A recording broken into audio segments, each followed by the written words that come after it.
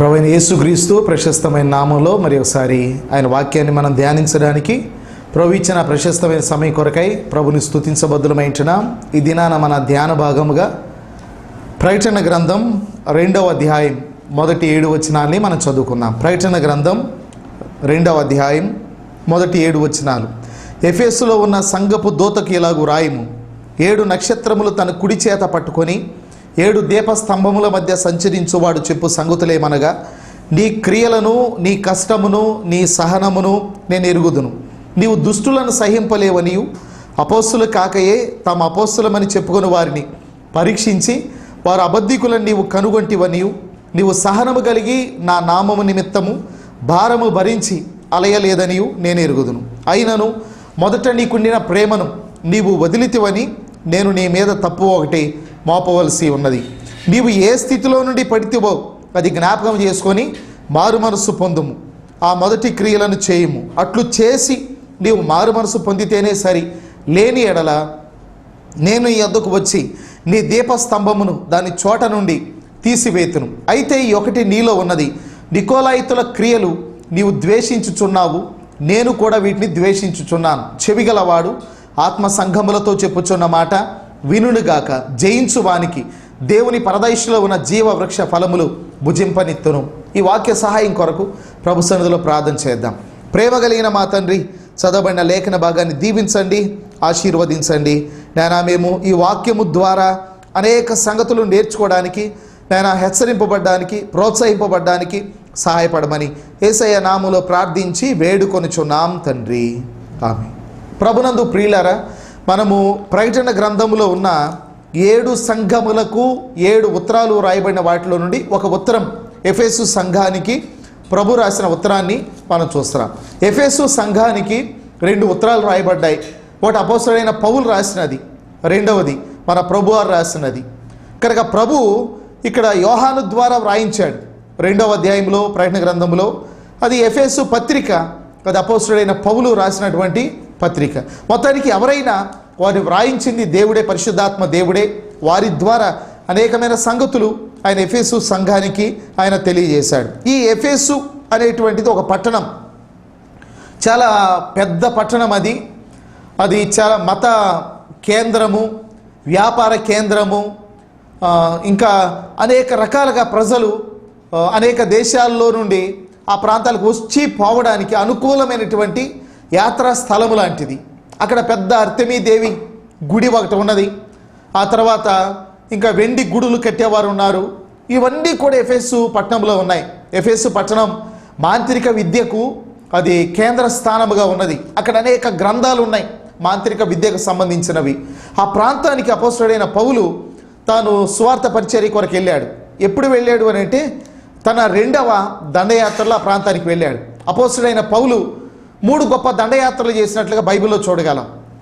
2వ దండయాత్రలో, సువార్త దండయాత్రలో ఆయన ఎఫెసు పట్టణానికి వెళ్ళినట్టుగా 18వ అధ్యాయం 19వ వచనం నుండి 21వ వచనం వరకు మన బైబిల్ గ్రంథంలో చూస్తాం. అపోస్తలుల కార్యాలు 18వ అధ్యాయం 19 నుండి 21 వరకు పౌలు 2వ దండయాత్రలో కొన్ని దినాలు మాత్రమే అక్కడ ఉన్నాడని బైబిల్ గ్రంథంలో మనం చూస్తాం. కొన్ని దినాలు అక్కడ ఉన్నాడు, కొంత సువార్త ప్రకటించాడు, వెళ్ళిపోయాడు. కనుక అక్కడ విత్తిన విత్తనాలు, అందించిన సువార్త కొన్ని దినాలే అయినా అది బాగా వ్యాపించింది. మరలా 2వసారి అంటే 3వ దండయాత్రలో, సువార్త దండయాత్రలో అపోస్తలుడైన పౌలు మరలా ఎఫెసు పట్టణానికి వెళ్ళాడని 19వ అధ్యాయం అపోస్తలుల కార్యాలు మొదటి నుండి 41 వచనాలు చదువుతుంటే ఆ 41 వచనాల్లో మనకు అర్థమైద్ది. అక్కడ దాదాపు 3 సంవత్సరములు వారి మధ్య ఉన్నాడని పౌలే స్వయంగా చెప్పాడు. అది అపోస్తలుల కార్యాలు 20వ అధ్యాయము 31వ వచనంలో, నేను మీ మధ్య 3 సంవత్సరములు ఉండి సేవ చేశాను, కన్నీటితో సువార్త ప్రకటించానని అపోస్తలుడైన పౌలు జ్ఞాపకం చేశాడు. కనుక 2 సార్లు ఎఫెసు పట్టణానికి వెళ్ళి అపోస్తలుడైన పౌలు గొప్ప సేవ చేసినట్లుగా మనం చూడగలం. అయితే పౌలు ఆ ప్రాంతంలో చేసిన 2వసారి వెళ్ళి చేసిన సేవలో అనేకమైన సంగతులు ఉన్నాయి మనం నేర్చుకోవాల్సినవి. మొదటిది 19వ అధ్యాయం అపోస్తలుల కార్యములు మొదటి 7 వచనాల్లో అక్కడ పౌలు వారి మధ్యకి వెళ్ళిన తర్వాత, మీరు బాప్తిస్మం పొందారంటే పొందాం అన్నారు. మరి బాప్తిస్మం పొందినప్పుడు పరిశుద్ధాత్మను పొందారా అని అడిగితే, పరిశుద్ధాత్ముడు ఉన్నాడన్న సంగతి మాకు తెలియదు అన్నారు వాళ్ళు. అప్పుడు మరి దేన్ని బట్టి మీరు బాప్తిస్మం పొందారు అని అంటే యోహాను బాప్తిస్మం అని చెప్పారు వాళ్ళు. అయితే పౌలు వారికి పరిశుద్ధాత్మను గురించి వివరించి వారి చేత ఒప్పించి వారు నమ్మిన తర్వాత వారికి మరలా బాప్తిస్మం ఇచ్చినట్టుగా మొదటి 7 వచనాలు అపోస్తలుల కార్యములు 19వ అధ్యాయం మొదటి 7 వచనాల్లో మనం చూడగలం. పరిశుద్ధాత్ముడు ఉన్నాడు అన్న అవగాహన కలిగించి మరలా బాప్తిస్మం ఇచ్చాడు. కానీ నేటి దినాల్లో కూడా చాలామంది అవగాహన లేకుండా బాప్తిస్మాలు పొందే వాళ్ళు ఉన్నారు. కొందరు వివాహాలకు పొందే వాళ్ళు ఉన్నారు, కొందరు సర్టిఫికేట్ల కోసం పొందేవారు ఉన్నారు, మరికొంతమంది చిన్నప్పుడే వారికి ఏమీ తెలియకుండానే మంచి చెడ్డలు తెలియకుండానే బాప్తిస్మం పొందేవారు ఉన్నారు. అవగాహన లేకుండా బాప్తిస్మం పొందిన వారికి పౌలు అవగాహన కలిగించి వారి చేత ఒప్పించి మరలా బాప్తిస్మం ఇచ్చాడు 19వ అధ్యాయంలో. ఆ విషయాన్ని మనం చూస్తూ ఉంటున్నాం. కనుక అవగాహన లేకుండా బాప్తిస్మం పొందిన వారు సేవకుల ద్వారా వాక్యాన్ని విని అవగాహన పొందిన తర్వాత మరలా ఖచ్చితంగా బాప్తిస్మం పొందాలి. వారు మరలా ప్రభుని అంగీకరించాలని మనం 19వ అధ్యాయంలో మొదటి 7 వచనాల్లో అపోస్తలుల కార్యాల్లో మనం చూస్తూ ఉంటున్నాం. ఆ తర్వాత 19వ అధ్యాయంలోని 8వ వచనంలో 3 నెలలు అపోస్తలుడైన పౌలు సమాజ మందిరములో అక్కడున్న ప్రజలతో తర్కిస్తూ వచ్చాడు. ఆ విషయాన్ని 19:8లో చెప్పాడు. తర్కించుట అనే మాట మనం చూస్తే ఎఫెసీయులు వాళ్ళకున్నటువంటి మత వ్యవస్థలో బాగా కూరుకుపోయిన వాళ్ళు. పౌలు వెళ్ళి రక్షణ మార్గాన్ని చెప్తూ ఉంటే అది ఎలాగా ఇది ఎలాగా అని పౌలుతో చాలా తర్కించారు వాళ్ళు. కనుక అపోస్తలుడైన పౌలు 3 నెలలు సమాజ మందిరములో వారితో తర్కిస్తూ వాళ్ళు ఒప్పించడానికి చాలా ప్రయత్నం చేశాడు. ఆ తర్వాత 9-10 వచనాలు 19వ అధ్యాయంలో మరి వారిలో కొంతమంది అంగీకరించారు, కొంతమంది నిరాకరించారు. కనుక అపోస్తలుడైన పౌలు ఏం చేశాడంటే తురన్ను అనేటువంటి పాఠశాలలో కొంతమందిని తీసుకెళ్ళి 2 సంవత్సరములు అక్కడ వారి మధ్య ఆయన వాక్యాన్ని బోధించినట్టుగా బైబిల్ గ్రంథంలో మనం చూస్తూ ఉంటున్నాం. కనుక అపోస్తలుడైన పౌలు 3 నెలలు సమాజ మందిరంలోను, ఆ తర్వాత మరలా అనేక నెలలు తురన్ను అనేటువంటి పాఠశాలలోనూ 2 ఏళ్ళు ఇంచుమించు వారితో తర్కించి వారికి వాక్యాన్ని బోధించి వారిని నడిపించినట్టుగా దేవుని వాక్యంలో మనం చూస్తున్నాం. ఆ తర్వాత 19వ అధ్యాయం 11-12 వచనాల్లో ప్రభు చేత పౌలు విశేషమైనటువంటి అద్భుతాలు మరి పౌలు చేత విశేషమైన అద్భుతాలు చేయించాడని వ్రాయబడి ఉన్నది. కనుక ఎఫెసు పట్టణంలో చాలా అద్భుతాలు జరిగినాయి. పౌలు ద్వారా ఎవరు జయించారు అంటే ప్రభు జయించాడు అని బైబిల్లో రాయబడి ఉన్నది. ఎందుకు జయించాడు అని అంటే అక్కడ అవసరమైంది కనుక పౌలు తనంతట తాను చేయలేదు, కనుక చేయాలనే ఆశ తనకు లేదు, అద్భుతాల మీద పౌలు యొక్క మనస్సు లేదు, కానీ ప్రభు చేయించాడు అనేది మనకు అర్థమవుతుంది. కానీ నేటి దినాల్లో మనుషులు అద్భుతాలు తమంతట తాముగా చేస్తున్నట్టుగా, తమ ద్వారా జరుగుతున్నట్టుగా చాలామంది అభిప్రాయపడే వాళ్ళు ఉన్నారు. తర్వాత ఎవరో గొప్పవారు వారి ద్వారా అద్భుతాలు జరుగుతాయని మనుషులు కూడా వాళ్ళ మీద దృష్టి పెట్టేవారు ఉన్నారు. కానీ ప్రభు చేయించాడు అద్భుతాలు, అవసరాన్ని బట్టి చేయించాడు. కనుక క్రొత్త నిబంధనలు యేసు ప్రభు వారు చెప్పారు, సారెపత్తులో ఎంతోమంది విధవరాండ్రు ఉన్నా ఒక్క విధవరాల దగ్గరికే ఏలియా పంపబడ్డాడు. ఏలియా కాలంలో ఇంకా ఎలీషా కాలంలో కుష్ఠరోగులు ఎంతోమంది ఉన్నారు, కానీ అక్కడ కొంతమంది బాగుపడ్డారు. ఆ తర్వాత మరి ఎలీషా దగ్గరికి నయమాను వచ్చి నయమాను కుష్ఠరోగం నుండి విడుదల పొందాడు. చాలామంది కుష్ఠరోగులు ఉన్నారు, కానీ నయమాను ఒక్కడే బాగయ్యాడు. ఎందుకంటే దేవునికి వారి పట్ల సంకల్పం ఉన్నది. అలాగే అద్భుతాలు అనేవి మనుషులు చేసేవి కావు. ఎవరికి అద్భుతం కావాలో ప్రభే జరిగిస్తారు, ప్రభే చేస్తారు, ప్రభు ఆ విధంగా వాడుకుంటారు. ఆ విషయాన్ని మనము అపోస్తలుల కార్యాలు 19వ అధ్యాయం 11-12 వచనాల్లో మనం చూస్తున్నాం. ఆ తర్వాత 19వ అధ్యాయంలోనే 13 నుండి 17 వరకు మనం చూస్తే పౌలు అద్భుతాలు చేయడం, దయ్యములు వెలగొట్టడం అనేది అక్కడున్న కొంతమంది చూశారు. వారు ఎవరు అని అంటే స్కెవ అనేటువంటి ప్రధాన యాజకుని కుమారులు, వారు 7 ఉన్నారు. వాళ్ళు కూడా పౌలులాగా యేసు నామములో పౌలు నామములో వెళ్ళిపోనంటే ఒక దయ్యం పట్టినటువంటి వ్యక్తి వారిని లొంగ తీసుకొని వారిలో 2 పట్టుకొని వస్త్రహీనులుగా చేసి వారిని కొట్టి వారు లోపరుచుకున్నట్టుగా మనం చూడగలం. అక్కడ దయ్యం అంటది కదా, పౌలు ఎవరో తెలుసు, యేసు ఎవరో తెలుసు, మీరెవరని వారి మీద పడినట్టుగా మనం చూడగలం. కనుక కేవలం ఉచ్చరించుట ద్వారానే అద్భుతాలు జరుగుతాయి అనుకునేవారు ఉన్నారు. కానీ దేవుడు హృదయాన్ని బట్టి కార్యాలు చేస్తాడు, ఆయన అంతరంగాన్ని బట్టి కార్యాలు చేస్తాడు. ఏదో ఒక మంత్ర ఉచ్చారణలాగా యేసునామాన్ని ఉపయోగించడం వలన ప్రయోజనం లేదు, కానీ మన అంతరంగికంగా మనం పలికేటువంటి మాట ద్వారా అది ప్రయోజనం ఉంటుంది అనేది మనం 13 నుండి 17 వచనాల్లో మనం తెలుసుకుంటున్నాం. ఆ తర్వాత 18 నుండి 20 వచనాల్లో మనం చూస్తే మాంత్రిక విద్య అభ్యసించిన అనేకులు వాళ్ళు మారుమనసు పొంది పౌలు యొక్క వాక్యాన్ని విని అంగీకరించి వాళ్ళు ఏం చేశారంటే తమ మాంత్రిక పుస్తకాలను తీసుకొచ్చి తగులుబెట్టినట్టుగా దేవుని వాక్యలో చూసాం. నిజమైన మారుమనసు అంటే అది. దేవునికి విరుద్ధమైనవి ఏమి ఉన్నాయో వాటిని పూర్తిగా విసర్జించడమే మారు మనసు అంటే. కనుక వాళ్ళు ఎంతో ఖరీదైనటువంటి పుస్తకాలు అవి, అక్కడ వ్రాయబడి ఉన్నది. అవన్నీ చాలా ఖరీదైనవి. ఎవరికో అమ్ముకోవచ్చు, వాళ్ళు ఇంకేదైనా చేయవచ్చు, లేక దాచుకోవచ్చు వాళ్ళు. కానీ వాళ్ళు ప్రభుని అంగీకరించారు. ఇవన్నీ కూడా ప్రభుకి విరుద్ధమైనవి మరి వారు గ్రహించారు. వాటిని తీసుకొచ్చి కాల్చి వేసినట్లుగా మనం చూడగలం. ప్రియులారు, చాలామంది మారు మనసు పొందామంటారు కానీ ప్రభుకి అయిష్టమైనవి వారి జీవితాలు ఇంకా ఉన్నాయి, వారి హృదయాలు ఇంకా ఉన్నాయి. బైబిల్లో మనం చూస్తాం, నరపుత్రుడా, ఈ ప్రజలు తమ హృదయములలో విగ్రహాలు నిలుపుకున్నారు, వీరు నా యుద్ధ విచారణ చేయ తగునా అని అన్నాడు ప్రభు ఎహెజ్కేలు గ్రంథం 14వ అధ్యాయంలో.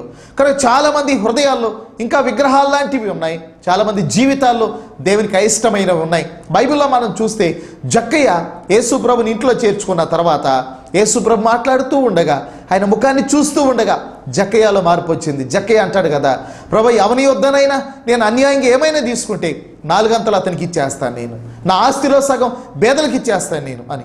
కనుక మార్పు అని అంటే అటువంటిది మనలో కలగాలి. కానీ మన హృదయాల్లో ఉండవి అయిష్టమైనవి అలాగనే ఉంచేసి, మన కుటుంబాల్లో దేవునికి విరుద్ధమైనవి అలాగనే ఉంచేసి మనం మారు మనసు పొందామంటే అది మళ్ళీ మనం మోసం చేసుకోవటమే. కనుక వాళ్ళు మారు మనసు పొందిన వారు చాలా ఖరీదైనటువంటి మాంత్రిక విద్యకు సంబంధించిన పుస్తకాలన్నీ తీసుకొచ్చి వారు తగులు పెట్టేసి పడేసినట్టుగా దేవుని వాక్యంలో మనం చూస్తున్నాం. 18 నుండి 20 వచనాల వరకు మనం చూడగలం. ఆ తర్వాత 19వ అధ్యాయంలోని అపోస్తుల కార్యాలు 21 నుండి 41 వచనాల వరకు అర్తెమీదేవి వెండి గుళ్ళు చేయించేవారు ఉన్నారు.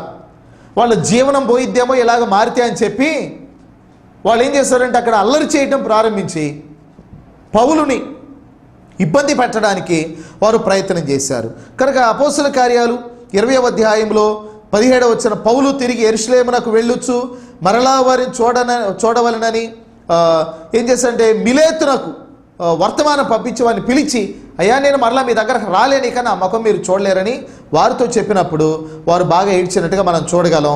ఇదంతా కూడా అపోస్తుల కార్యాల్లో మనం గమనిస్తాం. 19వ అధ్యాయం మరి 1 నుండి 41 వచనాల వరకు అక్కడ జరిగిన సేవ వ్యతిరేకత అవన్నీ కూడా 20వ అధ్యాయం 17వ వచనంలో మరలా పౌలు వారిని పిలిచి వారితో మాట్లాడి హెచ్చరించి మిలేతు నుండి పౌలు వెళ్ళిపోయి ఆ తర్వాత శిరఛేదనం చేయబడినట్టుగా మనం చూస్తూ ఉంటున్నాం. అయితే పౌలు వెళుతూ చివరిసారిగా వారు చెప్పిన మాట ఏంటంటే 20వ అధ్యాయంలో 29వ వచనంలో అపోస్తుల కార్యాల్లో పౌలు వారికి ఈ విధంగా హెచ్చరించాడు, నేను వెళ్ళిపోయిన తర్వాత క్రూరమైన తోడేళ్లు మీలో ప్రవేశించునని నాకు తెలియను, వారు మందను కనికరింపరు, కనుక జాగ్రత్త అని చెప్పాడు. అంటే వారిలో ప్రవేశించే అబద్ధ బోధకులను గురించి జాగ్రత్త, వెలుపల నుంచి వచ్చేవారిని గురించి జాగ్రత్త అని చెప్పాడు.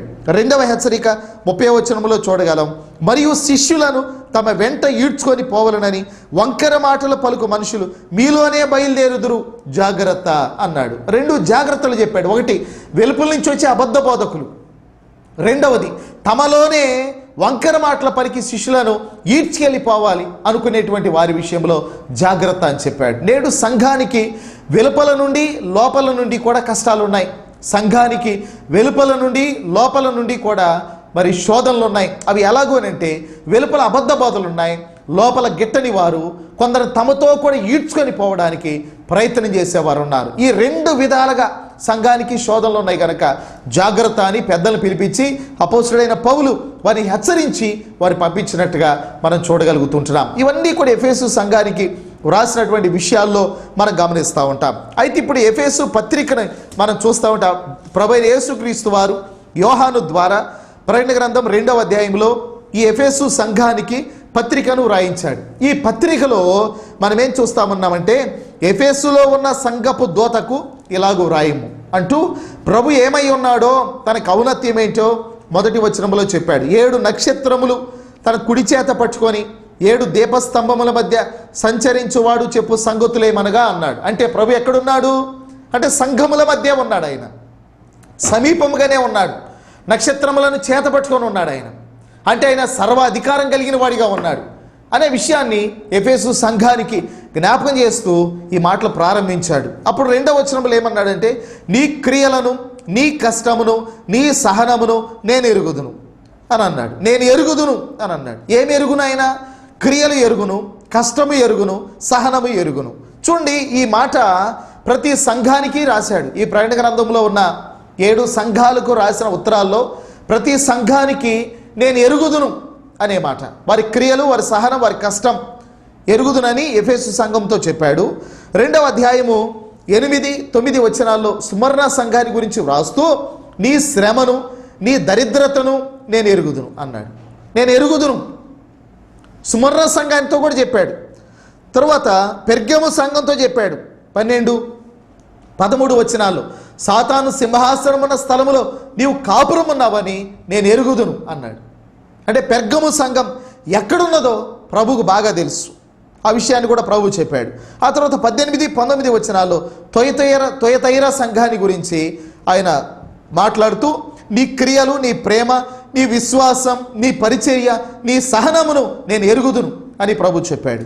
ఆ తర్వాత 3వ అధ్యాయం 1వ వచనంలో సార్దీసు సంఘాన్ని గురించి మాట్లాడుతూ నీవు జీవించుచున్నావన్న పేరు మాత్రం ఉన్నది కానీ నువ్వు మృతుడవే, నీ క్రియలు నేను ఎరుగుదును అని ప్రభు ఆ సంఘంతో చెప్తూ వచ్చాడు. ఆ తర్వాత 7-8 వచనాలు 3వ అధ్యాయంలో ఫిలదెల్ఫియా సంఘం ఉన్నది. ఆ ఫిలదెల్ఫియా సంఘముతో ఆయన మాట్లాడుతూ ఏమన్నాడంటే, ఇదిగో నీ ఎదుట నేను తలుపు తీశానని చెప్పాడు. 8వ వచనంలో నీ క్రియలు నేను ఎరుగుదును, నీకున్న శక్తి కొంచెమై ఉండినాను, నీవు నా వాక్యమును గైకొని నా నామమును ఎరుగనను లేదు. ఇదిగో తలుపుని ఎదుట తీసి ఉంచి ఉన్నాను, దానిని ఎవడను వేయనేడు అన్నాడు. కనుక నీకున్న శక్తి కొంచెమే, నీ క్రియలు నేను ఎరుగుదును అని ఆయన ఫిలదెల్ఫియా సంఘాన్ని గురించి చెప్పాడు. ఆ తర్వాత లవోదికేయ సంఘం, అది 3వ అధ్యాయం 14-15 వచనాల్లో నీవు నులివెచ్చగా ఉన్నావు, నువ్వు చల్లగా లేవు, వెచ్చగా లేవు, నులివెచ్చగా ఉన్నావు, నేను ఎరుగుదును అని చెప్పాడు అనమాట. కనుక వారి యొక్క స్థితిగతులన్నిటినీ ప్రభు స్పష్టంగా ఎరిగినవాడు. వారి బలమేంటో, వారి బలహీనతలేంటో ప్రభు బాగుగా ఎరిగినవాడని మనం ఆ పత్రికలన్నింటిలో మనం చూడగలం. ఈ మాటలు చదువుతూ ఉంటే మన గురించి కూడా ప్రభు సమస్తాన్ని ఎరుగును. మన బలమేంటో ప్రభుకు తెలుసు, మన బలహీనతలేంటో ప్రభుకు తెలుసు. కనుక ప్రభుకి మరుగైనదంటూ ఏదీ లేదని బైబిల్ ఖండితంగా చెప్తుంది. మన లోపాలు కూడా ఆయన ఎరుగును, మనం చేసేటువంటి మంచి పనులు కూడా ఆయన ఎరుగును.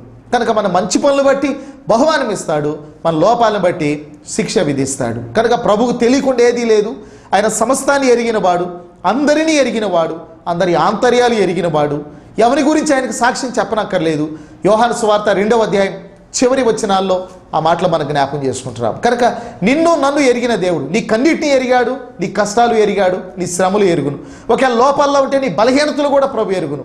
ప్రభువుకు మరుగైందంటూ ఏదీ లేదు అనే విషయాన్ని మనం జ్ఞాపకం చేసుకుంటున్నాం. కనుక ఎఫెసు సంఘముతో నీ సహనము, నీ కష్టము, నీ శ్రమ నేను ఎరుగుదును అని ప్రభు చెప్పడంలో ప్రభు సమస్తాన్ని ఎరిగినవాడు అనే విషయాన్ని మనం చూస్తున్నాం. ఆ తరువాత అదే 2వ వచనములో ఎఫెసు సంఘానికి రాసిన ప్రకటన గ్రంథం 2వ అధ్యాయం 2వ వచనములోని ఆ పత్రికలోని మాటలో మనం చూస్తే నీవు నీ క్రియలను, నీ కష్టమును, నీ సహనమును నేను ఎరుగుదును, నీవు దుష్టులను సహింపలేవు అని చెప్పాడు. దుష్టులను సహింపలేవని నేను ఎరుగుదును అని అన్నాడు. ఎఫెసు సంఘానికి ఇవ్వబడిన గొప్ప ఆధిక్యత ఏంటంటే దుష్టులను సహింపలేదు ఎఫెసు సంఘం. కనుక పౌలు దుష్టులను గురించి, దుష్టులైన పనివారి గురించి ఎఫెసు సంఘానికి చెప్పాడు. అపోస్తలుల కార్యాలు 20వ అధ్యాయం 30వ వచనంలో ఇందాక మనం చూసాం. వెలుపల నుంచి వచ్చేవారు, లోపల నుంచి కూడా సంఘానికి విరోధంగా తయారయ్యేవారు. వారి గురించి ఆ 30వ వచనంలో అపోస్తలుడైన పౌలు చెప్పాడు జాగ్రత్త అని. ఎఫెసు సంఘం ఆ విషయంలో చాలా జాగ్రత్త పడినట్టుగా మనం అర్థం చేసుకోగలం. ఆ తర్వాత ఎఫెసు పత్రికలో చెప్పాడు 5వ అధ్యాయంలో అపోస్తలుడైన పౌలు ఎఫెసు పత్రిక, అందులో కూడా దుష్టులు అనేవారు, పనివారు, వారి విషయంలో ఎంత జాగ్రత్తగా ఉండాలో 5వ అధ్యాయం 6వ వచనం నుండి అపోస్తలుడైన పౌలు ఇలా చెప్పాడు. వ్యర్థమైన మాటల వలన ఎవడును మిమ్మను మోసపరచనీయకుడి, ఇట్టి క్రియల వలన దేవుని ఉగ్రత అవిధేయులైన వారి మీదకి వచ్చును, గనుక మీరు అట్టివారితో పాలివారై ఉండకుడి అని చెప్పాడు. వీటిని ఖచ్చితంగా వాళ్ళు పాటించినట్టుగా మనకు అర్థమవుతుంది. ఎలాగూ అని అంటే ప్రభు చెప్పాడు నువ్వు దుష్టులను సహింపలేవు అని. దుష్ట సాంగత్యము మంచి నడవడిని చెరుపును అని చెప్పినట్టుగా దుష్టులను సహింపలేని సంఘముగా ఎఫెసు సంఘాన్ని మనం చూస్తున్నాం. అంత మాత్రమే కాదు, వారు అబద్ధికులను పరీక్షించి తెలుసుకున్న సంఘం ఎఫెసు సంఘం. బైబిల్ గ్రంథంలో 2:2లోనే మనం చూస్తూ ఉంటున్నాం. నీవు దుష్టులను సహింపలేవనియు అపోస్తులు కాకయే తమ అపోస్తులమని చెప్పుకొని వారిని పరీక్షించి వారు అబద్ధికులని నీవు కనుగొంటివనియో నేను ఎరుగుదును. అపోస్తుల్లో కూడా దొంగ అపోస్తులు ఉన్నారని మనం బైబిల్లో కొరింథీ 2వ పత్రిక 11వ అధ్యాయము 13 నుండి 15 వచనాల్లో మనం చూడగలం. కనుక సాతానుడు తానే వెలుగుదూత వేషం వేసుకున్నాడంట. వారి అనుచరులు మరి వెలుగు సంబంధుల యొక్క వేషాన్ని ధరించిన వారు దొంగ అపోస్తులు, దొంగ బోధకులు అని చెప్పాడు. అటువంటి వారి విషయాలు జాగ్రత్త అని చెప్పాడు. కనుక ఎవడు కూడా వట్టి మాటల చేత మిమ్మల్ని మోసపరచనియొద్దు అని చెప్పాడు. వాక్యాన్ని మనం అంటిపెట్టుకొని ఉండాలి. వాక్య సత్యములో మనం నిలిచిన వారంగా మనం ఉండాలి. మనం కూడా పరీక్షించి వాక్యానుసారమైతేనే ఏ బోధనైనా అంగీకరించాలి. వాక్యానికి భిన్నమైన బోధను మనం నిరాకరించాలి. ఎఫెసీయులు అబద్ధికులను పరీక్షించి వారు అబద్ధికులు అని తెలుసుకున్నట్టుగా బైబిల్లో మనం చూస్తూ ఉంటున్నాం. అంత మాత్రమే కాదు, 2వ అధ్యాయము 3వ వచనాన్ని మనం చూస్తే, నీవు సహనము కలిగి నా నామము నిమిత్తం భారం భరించి అలయలేదనియు నేను ఎరుగుదును. కనుక నేను ఎరుగుదును అనే మాటలోనే ఆ విషయాలన్నీ ఉన్నాయి. వారు ఎలాగ సహనం కలిగి ఉన్నారో దాన్ని కూడా ప్రభు ఎరిగి ఉన్నాడు అనే విషయాన్ని చూడగలం. 4వ వచనంలో అయినను అని ప్రారంభించాడు. అయినను అంటే ఎన్ని ఉన్నా ఏదో ఒక లోపం మాత్రం అక్కడ ఉన్నది. ఆ లోపాన్ని గురించి ప్రభు మాట్లాడుతూ, అయినను మొదట నీకుండిన ప్రేమను నీవు వదిలితివని నేను నీ మీద తప్పు ఒకటి మోపవలసి ఉన్నది అన్నాడు. కనుక సహనం కలిగిన సంఘం, ఓర్పు కలిగిన సంఘం, క్రియలు కలిగిన సంఘం, తర్వాత కష్టము కలిగిన సంఘం, భారం భరించిన సంఘం, అబద్ధ బోధలను తృణీకరించిన సంఘం, దుష్టులను నిరాకరించిన సంఘం, అయినను ప్రభు పట్ల ఉండవలసిన మొదటి ప్రేమ ఆ సంఘములో లేదు. దానిని గురించి ప్రభు చెప్తూ వచ్చాడనమాట. కనుక మనం మరి దేవుని ప్రేమించే విషయాలు ఎలా ఉన్నామనేది ఒకసారి మనం అర్థం చేసుకోవాలి, ఆలోచించాలి అని బైబిల్ మనకి తెలియజేస్తా ఉన్నది. కనుకనే ప్రభు చెప్పాడు మారు మనసు పొందు అని. ప్రభు తన సేవ ప్రారంభంలో మార్కు సువార్త 1వ అధ్యాయము 14-15 వచనాల్లో ప్రభువైన యేసుక్రీస్తు వారు సువార్త నమ్మి మారు మనసు పొందుడి అని చెప్పి ఆయన మారు మనసును గురించిన సువార్తతో ఆయన ప్రారంభించాడు. ఆ తర్వాత అపోస్తుల కార్యాలు 2వ అధ్యాయం 38లో ఆత్మ కుమ్మరింపు తర్వాత మొదటిసారిగా మారు మనసును గురించి ప్రకటింపబడింది. మారు మనసు పొందుటంటే ఏమిటి అనే ప్రశ్న మనకు కలుగుతుంది. కనుక ఎవరినైనా మనం అడిగినప్పుడు మనస్సు మార్చుకోవటం అని ఈజీగా చెప్తారు. కానీ మారు మనస్సు అని అంటే మన పాపములను మనం జ్ఞాపకం చేసుకొని వాటిని ఒప్పుకొని వాటిని విడిచిపెట్టడమే మారు మనస్సు. మారు మనస్సు అంటే మన పాపాలను మనం జ్ఞాపకం చేసుకోవాలి, వాటిని ఒప్పుకోవాలి, వాటిని విడిచిపెట్టాలి. కనుక బైబిల్ గ్రంథంలో ఎహెజ్కేలు గ్రంథం 20వ అధ్యాయము 43వ వచనంలో ప్రభు చెప్పాడు, దుష్క్రియలను మనస్సుకు తెచ్చుకొని అసహించుకోవటం. వారు ఏమేమి దుష్క్రియలు చేశారో వాటిని జ్ఞాపకం చేసుకొని వాటిని ఒప్పుకొని వాటిని విడిచిపెట్టడమే నిజమైన మారు మనసు అని బైబిల్ గ్రంథం మనకి ఖచ్చితంగా చెప్తా ఉన్నది. అలాగా బైబిల్ గ్రంథంలో పాపాత్మురాలు ప్రభు దగ్గరకు వచ్చి కన్నీరు విడిచి తన పాపాలు ఒప్పుకొని మారు మనసు పొందింది. జక్కయ్య ఆయన కూడా మారు మనసు ఆ విధంగానే పొందాడు. సిలువ పైన ఉన్న దొంగ అలాగనే మారు మనసు పొందినట్లుగా మనం చూడగలం. నేడు అనేకులు మారు మనసు పొందామంటున్నారు కానీ అసహించుకోవలసిన విషయముల యందు వారు అతిశయపడుతున్నారు. ఫిలిప్పీ పత్రికలో వ్రాయబడి ఉన్నది 3వ అధ్యాయం 17-19 వచనాల్లో సిగ్గుపడవలసిన విషయములలో వారు అతిశయపడుతుంటున్నారు కానీ మారు మనసు పొందాం అంటున్నారు. కనుక మారు మనసు అని అంటే సిగ్గుపడవలసిన వాటిని విసర్జించడమే నిజమైనటువంటి మారు మనసు. ఎఫెసు సంఘం ఒకప్పుడు మారు మనసు పొందిన సంఘమే. ఇప్పుడు మరలా మారు మనసు పొందవలసి ఉన్నది. 7 సంఘములలో 5 సంఘాలకి మరలా మారు మనసు పొందు అని ప్రభు హెచ్చరించాడు. ఈ ప్రకటన గ్రంథంలో ఉన్నటువంటి 7 సంఘాలలో 5 సంఘాలకు నువ్వు మారు మనసు పొందు అని ప్రభు హెచ్చరించాడు అని అంటే నేడు క్రైస్తవులు ఎంతమంది మరలా తిరిగి మారు మనసు పొందాలో అనే విషయాన్ని ఆలోచించాలి. మనం చాలా బలహీనతలు కలిగి ఉంటున్నాం. కనుక బైబిల్లో రాయబడిన మనలో ప్రతివాడు తను పరిశీలించుకోవాలని మాట యందు తప్పని ఎడల అన్నిటిలో కూడా సరిగానే ఉన్నట్టు కానీ మాటలో తప్పితే అన్ని విషయాల్లో కూడా తొట్టిల్లినట్టే అని మనం యాకోబు రాసిన పత్రికలో మనం చూస్తున్నాం. మనం అనేక విషయాలు తప్పిపోతున్నామని యాకోబు పత్రిక 3వ అధ్యాయంలో యాకోబు భక్తుడు చెప్పాడు. కనుక మన అపరాధములేంటో దోషములేంటో ఒప్పుకొని విడిచిపెట్టి మారు మనసు పొందితే ప్రభు కనికరిస్తాడని బైబిల్లో మనం చూస్తూ ఉంటున్నాం. కనుక మారు మనసు పొందుము అనేటువంటి మాట బైబిల్లో మనం చూస్తే 2వ అధ్యాయం 16వ వచనంలో పెర్గము సంఘానికి చెప్పాడు మారు మనసు పొందు అని. ఏ విషయములు అంటే బిలాము బోధ విషయములో మారు మనసు పొందమని అక్కడ చెప్పాడు.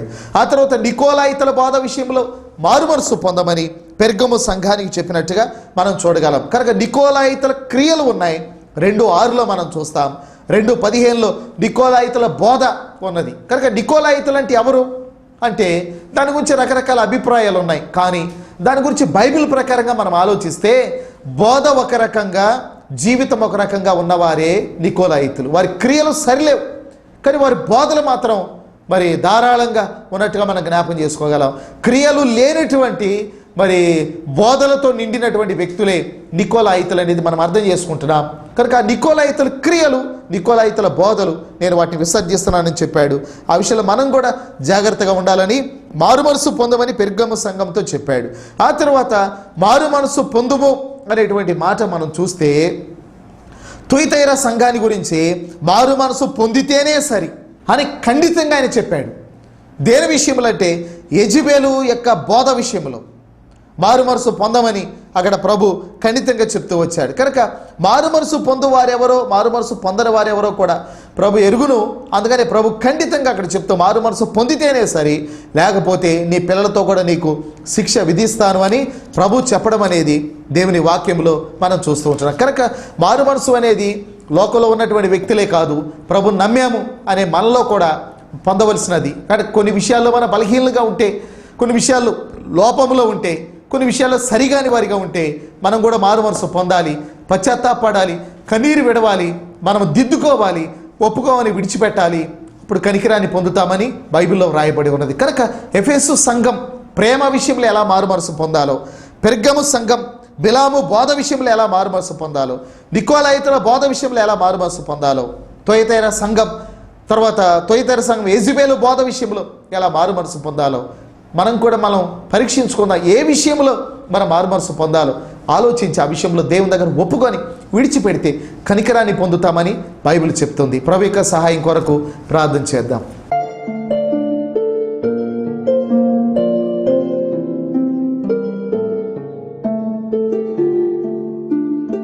ప్రేమ కలిగిన మా తండ్రి, ఎఫెసు సంఘానికి వ్రాసిన ఈ పత్రికలో నుండి మేము అనేకమైన విషయాలు నేర్చుకుంటూ వచ్చాం. నాయన ముఖ్యముగా నాయన తండ్రి, ఆ మొదటి ప్రేమ మాలో ఉండునట్లుగా చేయండి. ఆ మొదటి ప్రేమ విషయంలో మేము ఎక్కడ తప్పిపోయామో దాన్ని సరి చేసుకొని మరలా తిరిగి దాన్ని మేము ప్రారంభించడానికి మీ కృపనివ్వండి.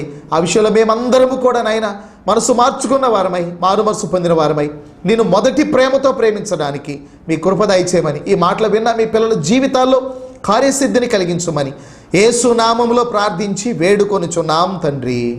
ఆమేన్. Praise the lord.